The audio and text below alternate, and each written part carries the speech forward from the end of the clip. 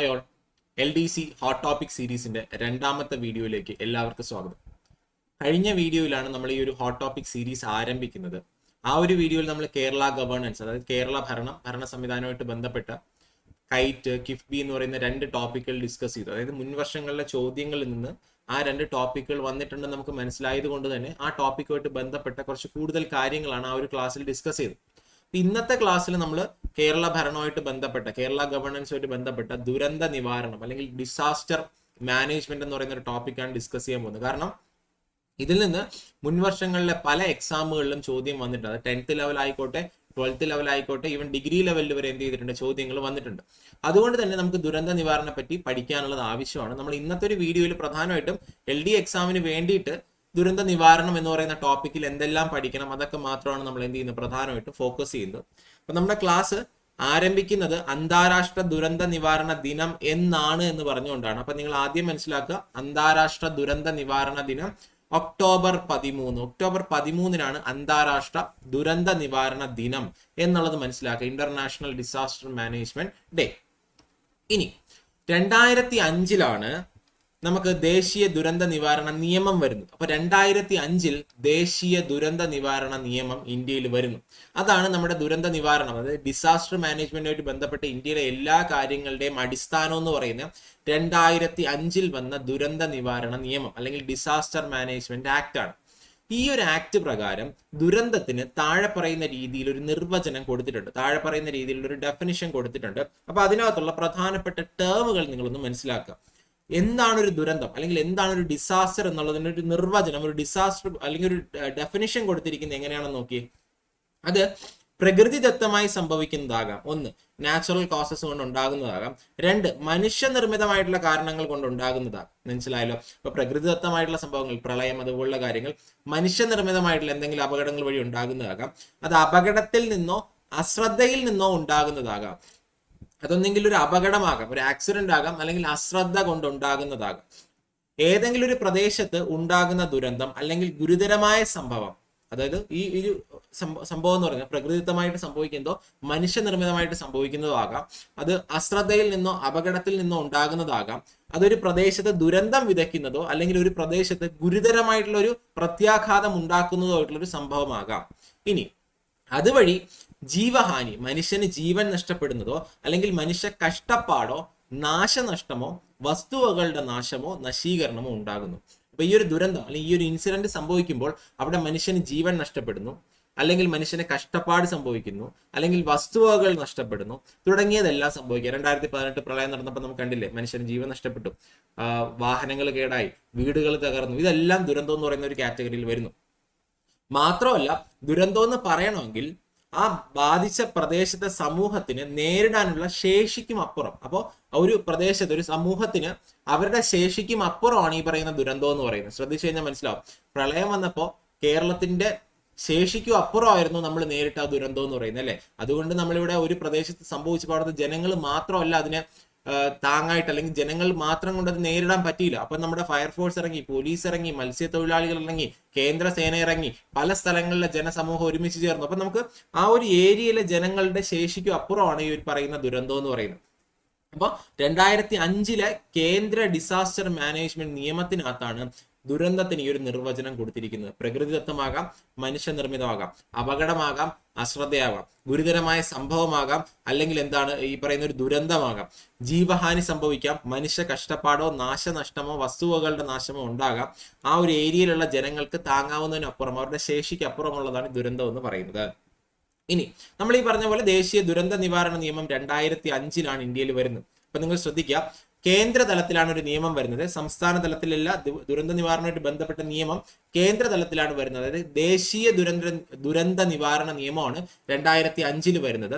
ഈ ഒരു നിയമത്തിന്റെ അടിസ്ഥാനത്തിൽ തന്നെയാണ് സംസ്ഥാനങ്ങളിലെ എല്ലാ സംസ്ഥാനങ്ങളിലും ദുരന്ത നിവാരണവുമായിട്ട് ബന്ധപ്പെട്ട കാര്യങ്ങൾ നടപ്പിലാക്കുന്നത്. അപ്പൊ ശ്രദ്ധിക്കുക, 2005-ലാണ് കേന്ദ്ര അല്ലെങ്കിൽ ദേശീയ ദുരന്ത നിവാരണ നിയമം വരുന്നത്. അതുപോലെ തന്നെ സംസ്ഥാനത്ത് ദുരന്ത നിവാരണ നിയമമില്ല, പകരം ഒരു നയമുണ്ട്. അതായത് ഈ നിയമവുമായിട്ട് ബന്ധപ്പെട്ടൊരു നയം നമ്മൾ പാസ്സാക്കിയിട്ടുണ്ട്. അത് 2010 എന്നുള്ള കാര്യം അറിഞ്ഞിരിക്കുക. അപ്പം ദേശീയ ദുരന്ത നിവാരണ നയം 5 സംസ്ഥാനത്ത് ദുരന്ത നിവാരണ നയം 2010. കേന്ദ്രത്തിൽ നിയമം, ഇവിടെ നയം. ഇത് 2010. അതിനുശേഷം 2016 സംസ്ഥാന സർക്കാർ ഒരു പദ്ധതി തയ്യാറാക്കി. നമ്മുടെ ദുരന്ത നിവാരണത്തിനായി, ഡിസാസ്റ്റർ മാനേജ്മെന്റിനായി ഒരു പദ്ധതി തയ്യാറാക്കുന്നുണ്ട്. മനസ്സിലായാലും ഒരു പ്രോഗ്രാം തയ്യാറാക്കുന്നുണ്ട്. അപ്പൊ അത് 2016 വരുന്നത്. അപ്പൊ കേന്ദ്ര സംസ്ഥാന ദുരന്ത നിവാരണ പദ്ധതി 2016 വരുന്നത്. അതേസമയം ദേശീയ ദുരന്ത നിവാരണ പദ്ധതി 2019 വരുന്നത്. ദേശീയ ദുരന്ത നിവാരണ പദ്ധതി 2019. ഈ 4 കാര്യങ്ങൾ അറിഞ്ഞിരിക്കുക. ദേശീയ ദുരന്ത നിവാരണ നിയമം 5 സംസ്ഥാന ദുരന്ത നിവാരണ നയം 2010. ഇനി സംസ്ഥാന ദുരന്ത നിവാരണ പദ്ധതി 2016 ദേശീയ ദുരന്ത നിവാരണ പദ്ധതി 2019 എന്നുള്ള കാര്യം നമ്മൾ എന്ത് ചെയ്യുന്നു, കൃത്യമായിട്ട് മനസ്സിലാക്കിയിരിക്കുക. ഇതിനെപ്പറ്റിയുള്ള ചോദ്യങ്ങൾ വരാൻ സാധ്യതയുണ്ട്. ഇനി ദേശീയ ദുരന്ത നിവാരണ അതോറിറ്റി, നമുക്ക് സംസ്ഥാന ദുരന്ത നിവാരണ അതോറിറ്റിനെ പറ്റിയാണ് കൂടുതലായിട്ട് പഠിക്കാനുള്ളതെങ്കിൽ പോലും ദേശീയ ദുരന്ത നിവാരണ അതോറിറ്റിനെ പറ്റി നിങ്ങളൊന്ന് അറിഞ്ഞിരിക്കണം. പ്രധാനമന്ത്രിയാണ് ഇതിന് നേതൃത്വം കൊടുക്കുന്നത്, അധ്യക്ഷത വഹിക്കുന്ന പ്രധാനമന്ത്രി. അപ്പോൾ പ്രധാനമന്ത്രി, പ്രൈം മിനിസ്റ്റർ, PM-ന്റെ നേതൃത്വത്തിലുള്ള ഒരു അതോറിറ്റിയാണ് ദേശീയ ദുരന്ത നിവാരണ അതോറിറ്റി എന്ന് പറയുന്നത്. ദുരന്ത നിവാരണവുമായിട്ട് ബന്ധപ്പെട്ട് ഇന്ത്യയിൽ പ്രവർത്തിക്കുന്ന ഏറ്റവും വലിയ സ്ഥാപനം ഏതാണ്? അത് നാഷണൽ ഡിസാസ്റ്റർ മാനേജ്മെന്റ് അതോറിറ്റി, ദേശീയ ദുരന്ത നിവാരണ അതോറിറ്റിയാണ്. 2005 നിയമം, നമ്മൾ പറഞ്ഞ പോലെ 2005 നിയമം വഴിയാണിത് രൂപം കൊള്ളുന്നുള്ള കാര്യം അറിഞ്ഞിരിക്കുക. സംസ്ഥാന ജില്ലാ തലങ്ങളിലും സ്ഥാപനപരമായിട്ടുള്ള സംവിധാനങ്ങൾക്കും അനുകൂലമായിട്ടുള്ള അന്തരീക്ഷം സൃഷ്ടിക്കുകയും ചെയ്യുന്നു. ഇതെന്ന് പറയുന്നത് ദേശീയ തലത്തിൽ മാത്രമല്ല, സംസ്ഥാന തലങ്ങളിലും ജില്ലാ തലങ്ങളിലും ഡിസാസ്റ്റർ മാനേജ്മെന്റ്, ദുരന്ത നിവാരണവുമായിട്ട് ബന്ധപ്പെട്ട് എന്തൊക്കെ സ്ഥാപനങ്ങൾ സെറ്റപ്പ് ചെയ്യണം, അല്ലെങ്കിൽ ഏതൊക്കെ രീതിയിൽ പ്രവർത്തനം നടത്തണം തുടങ്ങിയ കാര്യങ്ങളെല്ലാം തന്നെ ദേശീയ ദുരന്ത നിവാരണ അതോറിറ്റി എന്ത് ചെയ്യുന്നുണ്ട്, നിർദ്ദേശങ്ങൾ കൊടുക്കുന്നുണ്ട്, അതിനു വേണ്ടിയിട്ടുള്ള സഹായങ്ങൾ ചെയ്യുന്നുണ്ട്. അപ്പോൾ ദുരന്ത നിവാരണത്തിനായിട്ടുള്ള നയങ്ങളും പദ്ധതികളും മാർഗനിർദ്ദേശങ്ങളും നാഷണൽ ഡിസാസ്റ്റർ മാനേജ്മെന്റ് അതോറിറ്റി തയ്യാറാക്കുന്നുണ്ട്. അപ്പൊ ദുരന്ത നിവാരണവുമായിട്ട് ബന്ധപ്പെട്ട നയങ്ങൾ, പ്രോഗ്രാമുകൾ, മാർഗനിർദ്ദേശം, ഗൈഡ് ലൈനുകൾ എല്ലാം തന്നെ ദേശീയ ദുരന്ത നിവാരണ അതോറിറ്റി തയ്യാറാക്കുന്നുണ്ട് എന്നുള്ള കാര്യം അറിഞ്ഞിരിക്കുക. അപ്പൊ പ്രധാനമന്ത്രിയുടെ നേതൃത്വത്തിലാണ് ദേശീയ ദുരന്ത നിവാരണ അതോറിറ്റി പ്രവർത്തിക്കുന്നതെങ്കിൽ സംസ്ഥാന ദുരന്ത നിവാരണ അതോറിറ്റി ആരുടെ നേതൃത്വത്തിലാണ് പ്രവർത്തിക്കുന്നത്? അത് മുഖ്യമന്ത്രിയുടെ നേതൃത്വത്തിലാണ് സംസ്ഥാന ദുരന്ത നിവാരണ അതോറിറ്റി പ്രവർത്തിക്കുന്നത്. അതും 2005 നിയമം. നമ്മൾ പറഞ്ഞു 2005 നിയമമാണ് ഏറ്റവും പ്രധാനപ്പെട്ട അടിസ്ഥാന നിയമം. ഇപ്പൊ 2005 നിയമപ്രകാരമാണ് സംസ്ഥാനങ്ങളിൽ ദുരന്ത നിവാരണ അതോറിറ്റി വരുന്നത്. വേണമെങ്കിൽ ചോദിക്കാം, സംസ്ഥാനങ്ങളിൽ ദുരന്ത നിവാരണ അതോറിറ്റി വരാൻ കാരണമായ നിയമം 2005 കേന്ദ്ര നിയമം തന്നെയാണ്. മനസ്സിലായല്ലോ? ഇതുവഴിയാണ് സംസ്ഥാനങ്ങളിൽ എന്ത് വരുന്നത്, സംസ്ഥാന ദുരന്ത നിവാരണ അതോറിറ്റി വരുന്നത്. അതിന്റെ അധ്യക്ഷനാണ് മുഖ്യമന്ത്രി. കേരളത്തിന്റെ കാര്യം എടുത്താൽ കേരള സംസ്ഥാന ദുരന്ത നിവാരണ അതോറിറ്റിയുടെ അധ്യക്ഷൻ ആരാണ്? കേരള മുഖ്യമന്ത്രിയാണ്. ഇതൊരു സ്വയം ഭരണ സ്ഥാപനമാണ്, നിയമപരമായ സ്ഥാപനം, സ്റ്റാറ്റ്യൂട്ടറി ബോഡി. എന്തുകൊണ്ട് അതിനൊരു നിയമപരമായ സ്ഥാപനം എന്ന് പറയാൻ കാരണം നിയമം വഴി രൂപം കൊണ്ടതാണ്. 2005 നിയമം വഴി രൂപം കൊണ്ടൊരു സ്വയം ഭരണ അധികാരമുള്ള സ്ഥാപനമാണ്. ഇനി ഡിസാസ്റ്റർ മാനേജ്മെന്റ് കമ്മീഷണറാണ് ഈ ഒരു സ്ഥാപനത്തിന്റെ വകുപ്പ് മേധാവി. ഈ വകുപ്പിന്റെ മേധാവി എന്ന് പറയുന്ന ഡിസാസ്റ്റർ മാനേജ്മെന്റ് കമ്മീഷണറാണ് കേരള ഡിസാസ്റ്റർ മാനേജ്മെന്റ് അതോറിറ്റിയുടെ എന്തെന്ന് പറയുന്നത് വകുപ്പ് മേധാവി എന്ന് പറയുന്നത്. മനസ്സിലായല്ലോ? അപ്പൊ ഈ ഒരു വകുപ്പുണ്ട്, അതിന്റെ മേധാവി എന്ന് പറയുന്നത് ഈ പറയുന്ന ഡിസാസ്റ്റർ മാനേജ്മെന്റ് കമ്മീഷണറാണ്. ഇതിന് മുദ്രാവാക്യം ഉണ്ട് കേട്ടോ, വേണമെങ്കിൽ ചോദിക്കാം. സംസ്ഥാന ദുരന്ത നിവാരണ അതോറിറ്റിയുടെ മുദ്രാവാക്യം സുരക്ഷിതമായ ഒരു സംസ്ഥാനത്തിലേക്ക്. അപ്പൊ ചോദിക്കാം, സംസ്ഥാന ദുരന്ത നിവാരണ അതോറിറ്റിയുടെ മുദ്രാവാക്യം സുരക്ഷിതമായ ഒരു സംസ്ഥാനത്തിലേക്ക്. എളുപ്പമല്ലേ? സുരക്ഷിതമായ ഒരു സംസ്ഥാനത്തിലേക്ക് മുന്നേറുക എന്നുള്ളതാണ് മുന്നേറുക എന്നില്ല, സുരക്ഷിതമായ ഒരു സംസ്ഥാനത്തിലേക്ക് എന്നുള്ളതാണ് സംസ്ഥാന ദുരന്ത നിവാരണ അതോറിറ്റിയുടെ മുദ്രാവാക്യം എന്ന് പറയുന്നത്. ഇനി ഇതിനകത്ത് ആരൊക്കെയുണ്ട്? അതാണ് മുൻവർഷത്തിലെ ചോദ്യങ്ങളായിട്ട് പ്രധാനമായിട്ടും ചോദിച്ചിരുന്നത്. ഇതിനകത്ത് ആരൊക്കെയുണ്ട്, അംഗങ്ങളായിട്ട് ആരൊക്കെയുണ്ട്? നമുക്കറിയാം, അധ്യക്ഷൻ, ചെയർപേഴ്സൺ എന്ന് പറയുന്നത് നമ്മുടെ മുഖ്യമന്ത്രിയാണ്, അധ്യക്ഷൻ. ഇനി ഉപാധ്യക്ഷൻ മിനിസ്ട്രി ഓഫ് റവന്യൂ, റവന്യൂ മന്ത്രിയാണ് ഉപാധ്യക്ഷൻ. ഇനി അതുകൂടാതെ ഒരു അംഗമുണ്ട്, നമ്മുടെ അഗ്രികൾച്ചർ, കൃഷി വകുപ്പ് മന്ത്രി. അപ്പൊ മുഖ്യമന്ത്രി, അധ്യക്ഷൻ, ഉപാധ്യക്ഷൻ റവന്യൂ വകുപ്പ് മന്ത്രി, കൃഷി മന്ത്രി അല്ലെങ്കിൽ കാർഷിക വകുപ്പ് മന്ത്രി ഇതിലൊരു അംഗമാണ് എന്നുള്ള കാര്യം അറിഞ്ഞിരിക്കുക. ഇനി ഇതിന്റെ സിഇഒ എന്ന് പറയുന്നത് ചീഫ് സെക്രട്ടറിയാണ്. ഇതിന്റെ സിഇഒ. അഡീഷണൽ സെക്രട്ടറി ഇതിന്റെ കൺവീനർ. എന്താ? Revenue and disaster management additional chief secretary ഇതിന്റെ കൺവീനർ ആണ്. അഡീഷണൽ ചീഫ് സെക്രട്ടറി നമ്മുടെ ആഭ്യന്തര വകുപ്പിന്റെ അഡീഷണൽ ചീഫ് സെക്രട്ടറി ഇതിന്റെ അംഗമാണ്. Head scientist, state emergency operation സെന്ററിന്റെ സയന്റിസ്റ്റ്, അല്ലെങ്കിൽ അദ്ദേഹം എന്ത് ചെയ്യുന്നുണ്ട്, ഇതിന്റെ മെമ്പർ സെക്രട്ടറിയാണ്. ഇത്രയും പേരാണ് ഈ പറയുന്ന സംസ്ഥാന ദുരന്ത നിവാരണ അതോറിറ്റിയിലെ അംഗങ്ങൾ എന്ന് പറയുന്നത്. ഇപ്പൊ ചീഫ് മിനിസ്റ്റർ ഉണ്ട്, റവന്യൂ മിനിസ്റ്റർ ഉണ്ട്, ചെയർപേഴ്സണും വൈസ് ചെയർപേഴ്സണും, അഗ്രികൾച്ചർ മിനിസ്റ്റർ അതിന്റെ അംഗമാണ്, ചീഫ് സെക്രട്ടറി അതിന്റെ സിഇഒ ആണ്, additional chief secretary revenue and disaster management അതിന്റെ കൺവീനർ ആണ്, അഡീഷണൽ ചീഫ് സെക്രട്ടറി ആഭ്യന്തര വകുപ്പിന്റെ അതിന്റെ അംഗമാണ്. ഇനി സയന്റിസ്റ്റ്, ഹെഡ് സയന്റിസ്റ്റ് ഏതാ, സ്റ്റേറ്റ് എമർജൻസി ഓപ്പറേഷൻ സെന്ററിന്റെ ഹെഡ് സയന്റിസ്റ്റിന്റെ മെമ്പർ സെക്രട്ടറി ആണ്. ഇനി ഇതിന്റെ ഇപ്പോഴത്തെ അംഗങ്ങൾ നോക്കിക്കഴിഞ്ഞാൽ പിണറായി വിജയനാണ് അതിന്റെ ചെയർപേഴ്സൺ, മുഖ്യമന്ത്രി. ഇനി അടുത്തതിന്റെ വൈസ് ചെയർപേഴ്സൺ എന്ന് പറയുന്നത് കെ രാജൻ, റവന്യൂ മന്ത്രി. ഇനി അംഗം എന്ന് പറയുന്നത് ആരാണ്, നമ്മുടെ കൃഷി വകുപ്പ് മന്ത്രി പി പ്രസാദ് ആണെന്നുള്ള കാര്യം കൂടെ അറിഞ്ഞു. ഇനി ജില്ലാതല ദുരന്ത നിവാരണ അതോറിറ്റികളുണ്ട്. നമ്മുടെ സംസ്ഥാനതല ദുരന്ത നിവാരണ അതോറിറ്റിനെ പറ്റി പറഞ്ഞു.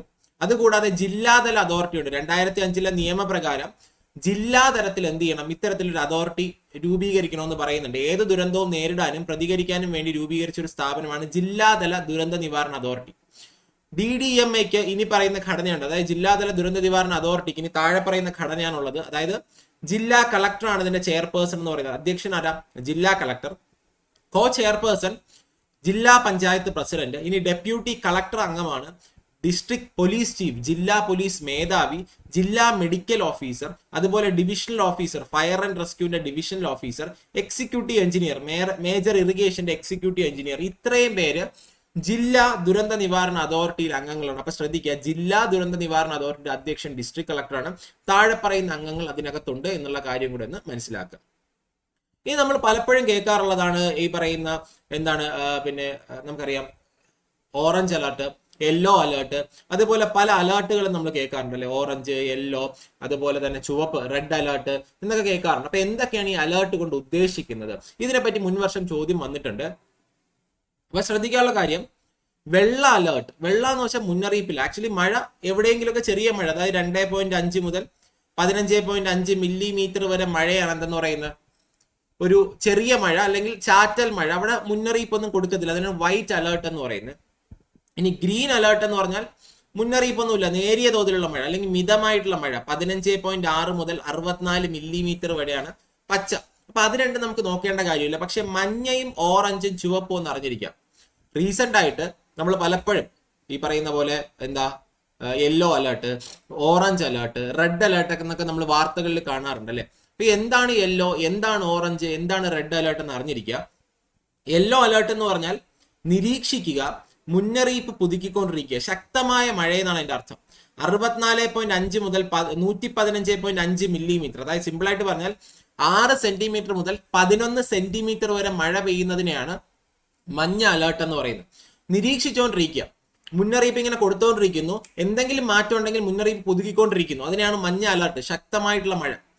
കുറച്ചും കൂടെ കൂടുമ്പോൾ ഓറഞ്ച് അലേർട്ട്, അത് അതിശക്തമായ മഴ. അപ്പൊ നിങ്ങൾ ശ്രദ്ധിക്കുക, മഞ്ഞ യെല്ലോ അലേർട്ട് എന്ന് പറഞ്ഞാൽ ശക്തമായ മഴ, അതിനുശേഷം ഓറഞ്ച് അതിശക്തമായ മഴ, 115 മുതൽ 204 മഴ, അതായത് 11 സെന്റിമീറ്റർ മുതൽ 20 സെന്റിമീറ്റർ വരെ മഴയാണ് ഓറഞ്ച്. ജാഗ്രത പാലിക്കുക, ശക്തമായ മഴയാണ്, അതിശക്തമായ മഴയാണ്, ജാഗ്രത പാലിക്കുക, കരുതിയിരിക്കുക, മഴ ഇനി കൂടാൻ സാധ്യതയുണ്ട്, കരുതിയിരിക്കുക എന്നുള്ളതാണ് ഓറഞ്ച് അലർട്ട്. റെഡ് അലർട്ട് എന്ന് വെച്ചാൽ അതിശക്തമായ മഴ അല്ലെങ്കിൽ അതിതീവ്രമായ മഴ, മുന്നറിയിപ്പ്, പ്രവർത്തിക്കുക. ഈ സമയത്താണ് ദുരന്ത നിവാരണമായിട്ട് ബന്ധപ്പെട്ട പ്രവർത്തനങ്ങൾ അവിടെ നടക്കുന്നത്. 204 മില്ലിമീറ്റർ, 20 സെന്റിമീറ്ററിന് മുകളിൽ മഴ പെയ്യുമ്പോഴാണ് അത് എന്തായിട്ട് മാറുന്നത്, ചുവപ്പ് അലേർട്ട് അല്ലെങ്കിൽ ഒരു അതിശക്തം അല്ലെങ്കിൽ അതിതീവ്രമായിട്ടുള്ള മഴയായിട്ട് മാറുന്നത്. അപ്പൊ ഇതിന്റെ ബേസിൽ ഒരു ചോദ്യം വന്നിട്ടുണ്ട്. ഇതാണ് മുൻവർഷം ഇതിന്റെ ബേസിൽ ചോദിച്ച ചോദ്യം. മഴക്കെടുതികൾക്കെതിരെ ജാഗ്രത പുലർത്തുന്നതിന് വേണ്ടി കേരള ദുരന്ത നിവാരണ അതോറിറ്റി യെല്ലോ അലേർട്ട് പുറപ്പെടുവിപ്പിക്കുന്നുണ്ട്. അതിന്റെ ഉദ്ദേശം എന്താ? റെഡ്, യെല്ലോ, ഓറഞ്ച് ഇതെല്ലാം നമ്മൾ പറഞ്ഞു. യെല്ലോ അലേർട്ടിന്റെ ഉദ്ദേശം എന്താണ്? ഇവിടെ സെന്റിമീറ്ററിലാണ് കൊടുത്തിരിക്കുന്നത്, നമ്മളിവിടെ പഠിച്ചത് മില്ലിമീറ്ററിലാണ്. മനസ്സിലായില്ല? അപ്പൊ ഒരു പോയിന്റ് അങ്ങ് മാറ്റിയാൽ മതി. നമുക്കറിയാം യെല്ലോ അലേർട്ട് എന്ന് പറയുന്നത് എത്രയാണ്? യെല്ലോ അലേർട്ട് 64.5 മുതൽ 115.5. അതിന്റെ അർത്ഥം എന്ന് പറഞ്ഞു കഴിഞ്ഞാൽ 6 സെന്റിമീറ്റർ മുതൽ 11 സെന്റിമീറ്റർ വരെ മഴ പെയ്യുന്നു, അതാണ് യെല്ലോ അലേർട്ട് എന്ന് പറയുന്നത് അല്ലെ. അപ്പൊ നോക്കി, 24 മണിക്കൂറിൽ 6 സെന്റിമീറ്റർ മുതൽ 11 സെന്റിമീറ്റർ വരെ മഴ പെയ്യുമെന്ന മുന്നറിയിപ്പാണ് യെല്ലോ അലേർട്ട് കൊണ്ട് ഉദ്ദേശിക്കുന്നത്. മനസ്സിലായല്ലോ? മഞ്ഞ അലേർട്ട് എന്ന് വെച്ചാൽ 6 സെന്റിമീറ്റർ മുതൽ 11 സെന്റിമീറ്റർ വരെ മഴ പെയ്യുന്നു. അപ്പൊ എക്സാമിന് പോകുന്ന ആൾക്കാർ ഈ മഴ മുന്നറിയിപ്പുകൾ വെള്ള, പച്ച, മഞ്ഞ, ഓറഞ്ച്, ചുവപ്പ്, അത് ഇമ്പോർട്ടന്റ് ആണ്. ഡിസാസ്റ്റർ മാനേജ്മെന്റിൽ ഈ മഴ മുന്നറിയിപ്പുകൾ ഒന്ന് പഠിച്ചിട്ട് പോകുക. അതിനെപ്പറ്റി മുൻവർഷം ചോദ്യങ്ങൾ വന്നിട്ടുണ്ട്. ഓക്കെ അല്ലേ? ക്ലിയർ ആണല്ലോ ഈ പറയുന്ന കാര്യങ്ങൾ? ഓക്കെ. ഇനി അടുത്ത് നമ്മുടെ ഡിസാസ്റ്റർ മാനേജ്മെന്റുമായിട്ട് ബന്ധപ്പെട്ട് 4 സ്റ്റെപ്പുകൾ, പ്രധാനമായിട്ടും ദുരന്തം കുറയ്ക്കാൻ വേണ്ടി 4 സ്റ്റെപ്പുകൾ, 4 മെഷേഴ്സ് ആണ് നമ്മൾ എടുക്കുന്നത്. മനസ്സിലാക്കിയല്ലോ? നോക്കിയേ, ദുരന്ത സാധ്യത കുറയ്ക്കാൻ 4 ഘട്ടങ്ങളിലുള്ള ഒരു ചാക്രിക പ്രക്രിയ കണക്കാക്കപ്പെടുന്നു. അതായത് ദുരന്തം കുറയ്ക്കുന്നതിന് വേണ്ടി ഡിസാസ്റ്റർ മാനേജ്മെന്റുമായിട്ട് ബന്ധപ്പെട്ട് ചാക്രികം എന്ന് പറഞ്ഞാൽ ഇതിങ്ങനെ എന്ത് ചെയ്യുന്നുണ്ട്, ഒരു സൈക്ലിക്കലായിട്ട് എന്ത് ചെയ്യുന്നുണ്ട്, ഇത് പ്രവർത്തിച്ചുകൊണ്ടിരിക്കുന്നു. ഇങ്ങനെ 4 ഘട്ടങ്ങളാണ് ഒരു ദുരന്ത നിവാരണവുമായിട്ട് ബന്ധപ്പെട്ട് പ്രധാനമായിട്ടും ഉള്ളത്. ഒന്ന് തയ്യാറെടുപ്പ്. തയ്യാറെടുപ്പാണ് നമ്മൾ പ്രിപ്പയർഡ്നെസ് എന്ന് പറയുന്നത്. അപ്പൊ നോക്കി, തയ്യാറെടുപ്പ്, പ്രിപ്പയർഡ്നെസ്, തയ്യാറെടുപ്പ്. മനസ്സിലായല്ലോ? രണ്ടാമത് പ്രതികരണം. പ്രതികരണമാണ് രണ്ടാമത്, റെസ്പോൺസ് എന്ന് പറയുന്നത്, പ്രതികരണം. ഇനി മൂന്നാമത് വീണ്ടെടുക്കൽ, അതാണ് റിക്കവറി. വീണ്ടെടുക്കൽ, റിക്കവറി. നാലാമത് ലഘൂകരണം. അപ്പൊ മനസ്സിലായല്ലോ? നാലാമത് ലഘൂകരണം. അങ്ങനെ 4 സ്റ്റെപ്പ്: തയ്യാറെടുപ്പ്, പ്രതികരണം, വീണ്ടെടുക്കൽ, ലഘൂകരണം. അപ്പൊ ഒരു ഡിസാസ്റ്റർ സംഭവിക്കുന്നതോ സംഭവിക്കുന്നതായിട്ട് ബന്ധപ്പെട്ടോ അല്ലെങ്കിൽ ഒരു ഡിസാസ്റ്റർ, ഒരു ദുരന്തം സംഭവിക്കുന്ന സമയത്ത് അതിന് മുന്നെയോ ആ സമയത്തോ അതിന് ശേഷമോ നമ്മൾ നടത്താനുള്ള പ്രവർത്തനങ്ങളെ 4 ഘട്ടമായിട്ട് ഡിവൈഡ് ചെയ്തു. ഒന്ന് തയ്യാറെടുപ്പ്, പ്രിപ്പയർഡ്നെസ്. മറ്റൊന്ന് പ്രതികരണം, റെസ്പോൺസ്. മൂന്നാമത് റിക്കവറി അല്ലെങ്കിൽ വീണ്ടെടുക്കൽ. നാലാമത് മിറ്റിഗേഷൻ, കുറയ്ക്കുക, ലഘൂകരണം. ഓരോന്നായിട്ട് നോക്കിക്കഴിഞ്ഞാൽ, ഒന്ന് തയ്യാറെടുപ്പ്. തയ്യാറെടുപ്പ് എന്ന് പറയുന്ന ഘട്ടത്തിന്റെ പ്രത്യേകത, ദുരന്ത സാഹചര്യങ്ങളെ ഫലപ്രദമായി നേരിടാൻ ഗവൺമെന്റുകളെയും കമ്മ്യൂണിറ്റികളെയും വ്യക്തികളെയും വേഗത്തിൽ പ്രതികരിക്കാൻ തയ്യാറെടുക്കുന്നു അല്ലെങ്കിൽ പ്രാപ്തരാക്കുന്ന നടപടികളാണ് ഇതിനകത്ത് വരുന്നത്. അതായത് ഒരു ദുരന്തം നടക്കുന്നതിന് മുന്നേ നമ്മൾ എടുക്കാനുള്ള, നമ്മൾ പറയാറില്ലേ, മുൻകരുതൽ, അതാണ് തയ്യാറെടുപ്പ് എന്ന് പറയുന്നത്. ഒരു ദുരന്തം നടക്കുന്നതിന് മുന്നേ നമ്മൾ ആദ്യം ചെയ്യുന്നത് തയ്യാറായിരിക്കുക. ഇങ്ങനെ ഒരു ദുരന്തം വരുന്നുണ്ട്, അതിനുവേണ്ടി ഗവൺമെന്റിനെ ആദ്യം പറഞ്ഞ് പ്രിപ്പയർ ആക്കി വെക്കുക. എന്തൊക്കെ സാഹചര്യങ്ങൾ, ഏതൊക്കെ സ്ഥലത്ത് എന്താ സാഹചര്യങ്ങൾ വരുമ്പോൾ എങ്ങനെയൊക്കെ പ്രതികരിക്കണം. കമ്മ്യൂണിറ്റികൾ, ആ ഏരിയയിൽ താമസിക്കുന്ന ആൾക്കാർ, അതുപോലെ ആ കമ്മ്യൂണിറ്റി, ആ ഗ്രൂപ്പുകൾ, അതുപോലെ തന്നെ വ്യക്തികളെ, ഇവരെല്ലാം വേഗത്തിൽ പ്രതികരിക്കും. ഒരു ദുരന്തം വരുന്നു, അതായത് മണ്ണിടിച്ചിൽ, വെള്ളപ്പൊക്കമൊക്കെ വരുമ്പോൾ നമ്മൾ എങ്ങനെ പ്രതികരിക്കണം, അതിന് വേണ്ടിയുള്ള തയ്യാറെടുപ്പ് നടത്തുക എന്നുള്ള ഒന്നാമത്തെ സ്റ്റേജ്. പഠനങ്ങൾ നടത്തുന്നു, അതെല്ലാം ഇതിനകത്ത് വരുന്നു. ഇനി ഇതിനകത്ത് പ്രവർത്തനക്ഷമമായ അടിയന്തര പദ്ധതികൾ രൂപീകരിക്കുക, മുന്നറിയിപ്പ് സംവിധാനങ്ങൾ, കൃത്യമായിട്ട് ഡാം തുറക്കാൻ പോകുന്നു അല്ലെങ്കിൽ വെള്ളം കയറുന്നു തുടങ്ങിയ മുന്നറിയിപ്പുകൾ കൊടുക്കുക. നമുക്ക് ജീപ്പ് വഴിയൊക്കെ വിളിച്ചുകൊണ്ട് പോകുന്ന നിങ്ങൾ കണ്ടിട്ടില്ലേ? സാധന സാമഗ്രികൾ കൃത്യമായിട്ട് പരിപാലിക്കണം. ഒരു വെള്ളക്കെട്ട് വന്നാൽ, വെള്ളപ്പൊക്കം വന്നാൽ കൃത്യമായിട്ട് ആവശ്യത്തിന് എടുക്കാൻ വേണ്ടിയുള്ള സാധനങ്ങൾ കൃത്യമായിട്ട് നമ്മൾ പരിപാലിക്കണം. ഉദ്യോഗസ്ഥർക്ക് പരിശീലനം കൊടുക്കണം. ഇതെല്ലാം ഏതിനകത്ത് വരുന്നു? തയ്യാറെടുപ്പ് എന്ന് പറയുന്ന ഒരു ഇതിനകത്ത് വരുന്നു ഘട്ടത്തിന്. രണ്ടാം ഘട്ടം, തയ്യാറെടുപ്പ് കഴിയുമ്പോൾ അടുത്തൊരു എന്ത് സംഭവിക്കും? ഒരു ദുരന്തം സംഭവിച്ചാൽ നമ്മൾ എങ്ങനെ പ്രതികരിക്കണം? ആദ്യം ഒരു ദുരന്തം സംഭവിച്ചാൽ നമ്മൾ എങ്ങനെ പ്രതികരിക്കണം? ദുരിതാശ്വാസ ക്യാമ്പുകൾ സ്ഥാപിക്കുക എന്നുള്ളത് അതിനകത്ത് വരുന്നതാണ്. അടിയന്തര വൈദ്യസഹായം ഉറപ്പുവരുത്തുക അതിനകത്ത് വരുന്നതാണ്. വകുപ്പുകൾ തമ്മിലുള്ള ഏകോപനം അതിനകത്ത് വരുന്നതാണ്. ക്രൗഡ് മാനേജ്മെന്റ്, ഇൻഫർമേഷൻ മാനേജ്മെന്റ്, തിരച്ചിൽ, രക്ഷാപ്രവർത്തനം, ഇതെല്ലാം പ്രതികരണത്തിനകത്ത് വരുന്നത്. അപ്പോൾ നമ്മൾ പറഞ്ഞു, ഒന്നാം ഘട്ടം ഈ പറയുന്ന പോലെ തയ്യാറെടുക്കുന്നു, ഒരു ദുരന്തത്തിന് അഭിമുഖീകരിക്കാൻ വേണ്ടി തയ്യാറെടുക്കുന്നു. രണ്ടാമത്, ദുരന്തം സംഭവിക്കുമ്പോൾ നമ്മൾ എങ്ങനെയൊക്കെ പ്രതികരിക്കണം, ഏതെങ്കിലും ചോദിക്കാം താഴെ പറയുന്നവയിൽ. പ്രതികരണം എന്ന് പറയുന്ന ഘട്ടത്തിൽ താഴെ പറയുന്ന ഏതൊക്കെ പ്രവർത്തനം വരുന്നു? ക്രൗഡ് മാനേജ്മെന്റ്, അടിയന്തര വൈദ്യസഹായം, ഇതെല്ലാം പ്രതികരണത്തിൽ വരുന്നതാണോ അല്ലേ എന്ന് വേണമെങ്കിൽ ചോദിക്കാം. മനസ്സിലായല്ലോ? ഇനി അടുത്ത് മൂന്നാമത്തെ ഘട്ടം എന്ന് പറയുന്നത് വീണ്ടെടുക്കൽ. വീണ്ടെടുക്കൽ എന്ന് പറയുന്ന ഘട്ടത്തിൽ നമുക്ക് എന്തൊക്കെ ചെയ്യുന്നു? അതായത് ഒരു ദുരന്തം ഓൾറെഡി സംഭവിച്ചു, ദുരന്തത്തിന് ശേഷം നമുക്ക് ഇനി എന്തൊക്കെയാ ചെയ്യാൻ പറ്റുന്നത്? നാശനഷ്ടം വിലയിരുത്തുക. അതായത് നാശനഷ്ടം, എന്തൊക്കെ ആൾനാശം ഉണ്ടായി, ജീവൻ എത്ര പേര് മരണപ്പെട്ടു, അതുപോലെ പിന്നെ വസ്തുവകകൾക്ക് എന്തൊക്കെ നാശനഷ്ടം ഉണ്ടായി എന്നുള്ള വിലയിരുത്തൽ നടത്തുക. അതിനുശേഷം എക്സ്ഗ്രേഷ്യയും ദുരിതാശ്വാസ സഹായ ക്ലെയിമുകൾ നൽകുക. എക്സ്ഗ്രേഷ്യ എന്ന് പറഞ്ഞു കഴിഞ്ഞാൽ ഒരു ദുരന്തം നടക്കുന്ന സമയത്ത് ആദ്യമായിട്ട് നൽകുന്ന, ബാക്കിയുള്ള നടപടികൾക്ക് മുന്നേ ആദ്യമായിട്ട് ദുരന്തം നേരിട്ട ആൾക്കാർക്ക് നൽകുന്ന എമൗണ്ട്, അതാണ് എക്സ്ഗ്രേഷ്യ എന്ന് പറയുന്നത്. അതുപോലെ തന്നെ ദുരിതാശ്വാസ സഹായ ക്ലെയിമുകൾ നൽകുക. ജനങ്ങൾക്ക് അത്യാവശ്യമായിട്ട് കുറച്ച് പൈസ അടിയന്തരമായി നൽകേണ്ടതുണ്ട്, അത് നൽകുക. ദെൻ മൃതദേഹങ്ങൾ കൈകാര്യം ചെയ്യുക. നമുക്കറിയാം, ഒരുപാട് പേരുടെ ജീവൻ നഷ്ടപ്പെട്ടു പോകുന്ന സമയത്ത് ആ മൃതദേഹങ്ങൾ നമ്മൾ എങ്ങനെ കൃത്യമായിട്ട് കൈകാര്യം ചെയ്യണം. ഉടനടിയുള്ള മാനസിക സാമൂഹ്യ പരിചരണം. ഒരുപാട് പേരുടെ ഒരുപാട് പേർക്ക് ജീവൻ നഷ്ടപ്പെട്ടു പോകും, ബന്ധുക്കളെ നഷ്ടപ്പെട്ടു പോകുന്നുണ്ട്, അച്ഛൻ, അമ്മ, മക്കൾ, സഹോദരങ്ങൾ, ഹസ്ബൻഡ്, വൈഫ്, ഒരുപാട് പേര് നഷ്ടപ്പെട്ടു പോകുന്ന ഒരു അവസ്ഥ ഉണ്ടാകുന്നു. അതുപോലെ തന്നെ പലപ്പോഴും വീടുകൾ നഷ്ടപ്പെട്ടു പോകുന്നു, കടകൾ നഷ്ടപ്പെട്ടു പോകുന്നു, മൃഗങ്ങൾ, പരിപാലിച്ച് വളർത്തുന്ന മൃഗങ്ങൾ നഷ്ടപ്പെട്ടു, കന്നുകാലികൾ നഷ്ടപ്പെട്ടു പോകുന്നു. ഇങ്ങനെ വരുമ്പോൾ മാനസികമായിട്ടുള്ള പ്രശ്നങ്ങളിലൂടെ പല ആൾക്കാരും കടന്നു പോകും. ദെൻ സാമൂഹ്യമായിട്ടുള്ള പരിചരണം തുടങ്ങിയവ ഉടനെ കൊടുക്കുക. ഇതെല്ലാം വീണ്ടെടുക്കൽ ഘട്ടത്തിൽ ചെയ്യാനുള്ളതാണ്. പറഞ്ഞിരിക്കുക, വീണ്ടെടുക്കൽ ഘട്ടത്തിൽ ഈ പറയുന്ന പ്രവർത്തനങ്ങളാണ് നമുക്ക് ചെയ്യാനുള്ളത്. ഇത് കഴിഞ്ഞ് ലഘൂകരണം. ഭാവിയിൽ ഇത്തരത്തിലുള്ള ഒരു ദുരന്തം ഉണ്ടായാൽ എങ്ങനെ അത് ലഘൂകരിക്കുന്നു, വ്യാപ്തി കുറയ്ക്കുന്നു, അപ്പൊ ഇങ്ങനെ ഒരു അപകടം ഉണ്ടായാൽ അതിന്റെ വ്യാപ്തി എങ്ങനെ കുറയ്ക്കാം തുടങ്ങിയ നടപടികളാണ് ഈ പറയുന്ന ലഘൂകരണത്തിനകത്ത് വരുന്നത്. അതിനാൽ ലഘൂകരണ പ്രവർത്തനങ്ങൾ അപകടത്തിലോ അല്ലെങ്കിൽ ഭീഷണി നേരിടുന്ന മൂലകങ്ങളിലോ കേന്ദ്രീകരിക്കാം. അപകടം എവിടെയാണോ നടന്നത് ആ സ്ഥലത്ത്, അല്ലെങ്കിൽ അപകടം ഉണ്ടാകാൻ സാഹചര്യമുള്ള അല്ലെങ്കിൽ അപകടം ഉണ്ടാക്കിയ എലമെന്റ്സ് ഉണ്ടാവുമല്ലോ, അതിനെല്ലാം തന്നെ നമുക്ക് എന്ത് ചെയ്യാം, ഊന്നൽ കൊടുക്കാം. ഡാം തുറന്ന വഴി അപകടം ഉണ്ടായി. അപ്പൊ അത്തരത്തിലുള്ള മേഖലകളിലെല്ലാം ലഘൂകരണത്തിൽ നമുക്ക് എന്ത് ചെയ്യാം, കേന്ദ്രീകരിക്കാം. അപ്പൊ ഇതാണ് പ്രധാനമായിട്ടും 4 ഘട്ടങ്ങൾ. ദുരന്തം കുറയ്ക്കാൻ 4 ഘട്ടങ്ങളിലെ പ്രക്രിയകൾ നമുക്ക് ആവശ്യം. തയ്യാറെടുപ്പ്, പ്രതികരണം, വീണ്ടെടുക്കൽ, ലഘൂകരണം. ക്ലിയർ ആണല്ലോ? അപ്പൊ ഇത്രയും പറയുന്ന കാര്യങ്ങൾ നമുക്ക് LDCക്ക് ഡിസാസ്റ്റർ മാനേജ്മെന്റുമായിട്ട് ബന്ധപ്പെട്ട് നമ്മൾ നോക്കിയിരിക്കണം. നിങ്ങളൊരു കാര്യം മനസ്സിലാക്കുക, മുഴുവൻ ടോപ്പിക്കുകളും മുഴുവൻ ഏരിയ നമ്മൾ ഡിസാസ്റ്റർ മാനേജ്മെന്റിനകത്ത് നോക്കുന്നില്ല.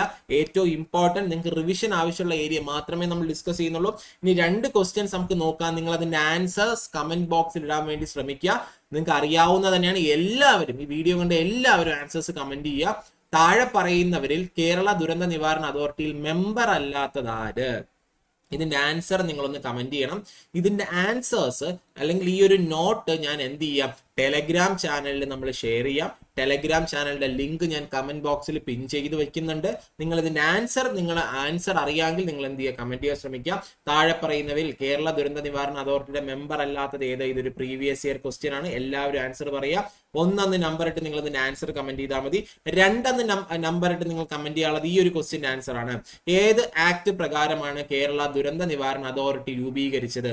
ഇത് ഒരു പ്രീവിയസ് ഇയർ ക്വസ്റ്റ്യൻ ആണ്. 2 നമ്പർ ഇട്ട് ഈ ക്വസ്റ്റ്യന്റെ ആൻസർ കമന്റ് ചെയ്യാം. ഓക്കെ അല്ലേ? രണ്ടും സിമ്പിൾ ക്വസ്റ്റ്യൻ അല്ലേ, പ്രീവിയസ് ഇയർ ക്വസ്റ്റ്യൻ അല്ലേ? ഈ സാധനങ്ങൾ നമ്മുടെ ക്ലാസ്സിൽ ഡീൽ ചെയ്തിട്ടുണ്ടല്ലോ. ഓക്കെ, അപ്പൊ ഇത്രയും കാര്യങ്ങളാണ് നമുക്ക് പ്രധാനമായിട്ടും ഈ ഒരു ഡിസാസ്റ്റർ മാനേജ്മെന്റ്, ദുരന്ത നിവാരണവുമായിട്ട് ബന്ധപ്പെട്ട് നോക്കാനുള്ളത്. അപ്പോൾ നെക്സ്റ്റ് വീഡിയോയിൽ നമ്മൾ അടുത്തൊരു ഹോട്ട് ടോപ്പിക്കുമായിട്ട് വരും. അതുവരെ വീഡിയോ കണ്ട എല്ലാവർക്കും താങ്ക് യു.